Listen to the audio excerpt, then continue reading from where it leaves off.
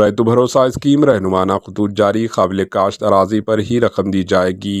तेलंगाना की कांग्रेस हुकूमत ने రైతు भरोसा स्कीम पर अमलावरी के लिए रहनुमाना खतूत जारी किए। इस स्कीम पर 26 जनवरी 2025 से अमलावरी होगी। स्कीम के तहत किसानों को फी एकड़ 12,000 रुपये की रकम हासिल होगी। महकमा ज़राअत व इमदाद बाहिमी की जानिब से जारी करदा रहनुमाना खतूत के मुताबिक हुकूमत की जानिब से हाल ही में मुतारुफ करदा नए अराजी रेवेन्यू निज़ाम भूभारती के तहत दर्ज काबिल काश्त अराजियात पर ही माली मदद फराहम की जाएगी। अराजी की बुनियाद पर किसानों को माली मदद फराहम की जाएगी।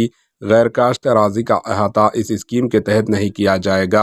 रहनुमाना खतूत में वाज़ेह किया गया कि फॉरेस्ट राइट्स एक्ट के तहत तस्लीम शुदा काश्तकार भी इस स्कीम के तहत फ़ायदा उठा सकते हैं। हुकूमत ने రైతు भरोसा पर अमलावरी से मुताल्लिक़ मसाइल की यकसुई के लिए कलेक्टर्स को मुजाज़ बनाया है। तेलुगु ज़बान में ये रहनुमाना खतूत जारी किए गए हैं। इस स्कीम के तहत रकम किसानों के बैंक खातों में जमा कराई जाएगी।